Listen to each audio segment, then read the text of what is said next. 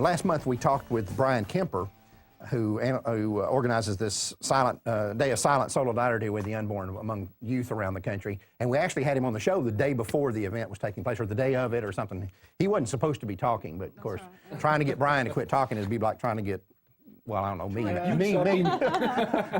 used to mind to quit talking. But anyway, Bryan's back on with us today to tell us how things went. Hello, Bryan. I'm not talking today. I got a big picture of that. Yeah. Listen, I wanted to have you back on. We hadn't planned this last month, but I started seeing some things in the media about how successful the event was, and so I wanted you to come back on and just give us a real quick update on what happened.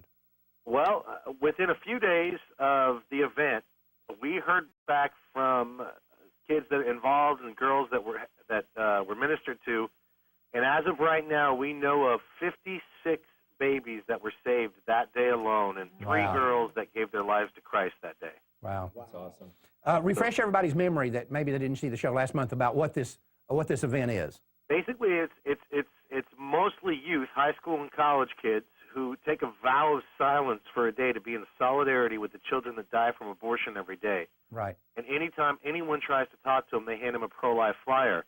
Well, we tell the kids also, if you see a look in someone's face or see a girl that you could tell is hurting, go ahead and break your silence, and that's usually what happens.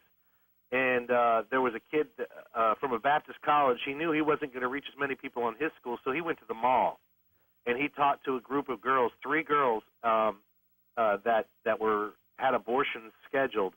2 of those girls called and canceled their abortion appointment after speaking with them. So there's a divine appointment. That's a fact. It's absolutely unbelievable. And let me tell you something. I guarantee you, the abortion lobby is more frightened by all these kids that are coming out here getting involved in the pro-life movement than they are of any congressman or senator or whoever. They're more frightened of these kids because this is the future, obviously.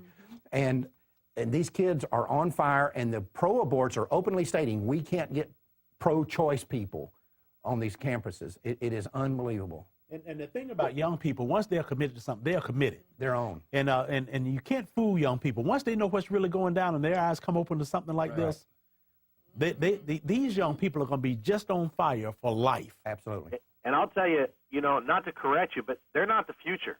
They're the present. They're the now. You're right. I'm sorry. You're right. Now. And do you remember that song by Genesis? I can feel it coming in the air tonight. Right. Hold on. I've been waiting for this moment for all my life, so hold on. Right. That's how I feel right now. I can feel it. Yeah, it is. We're seeing it's coming. We're seeing this everywhere.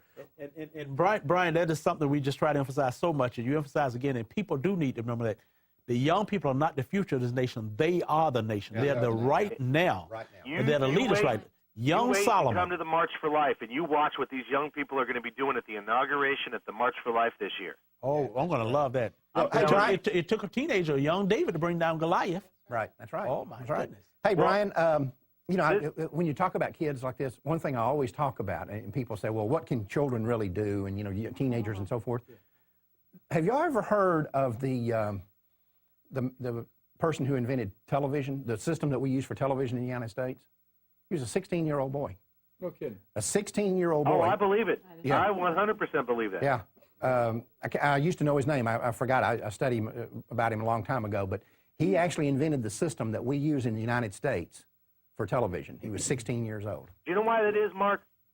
It's because if you ask most adults today, I get asked this all the time. I'm sure that every one of you on the panel have been asked this by an adult.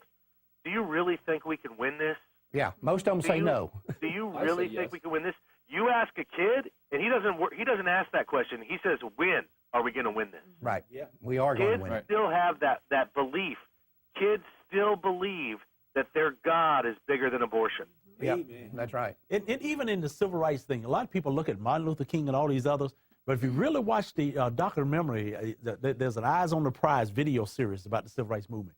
The civil rights movement really kicked off and became effective when teenagers, high school students, shut down schools, came out of the schools, got sprayed on by water hose, dogs put on, and they were still smiling, going to jail, talking about, we ain't afraid of your jails. Right. When young people catch the vision, just look out. And what's beautiful now, in the pro-life movement, young people have caught the vision. Absolutely. We're seeing more and more of that. And I'll tell you something, Johnny, this thing that we're doing that we've alluded to here with the African-American community, kids are going to pick up on that big time. Big time. Brother. Listen, Bryan, we got to run. Give everybody your website again. We want people to go there and see what you guys are all about. StandTrue.com, StandTrue.com is our website. And thank you so much for having me on. It's definitely an honor. Thank you, Bryan. Bye, Bryan. All right, buddy. Bye. Bye-bye.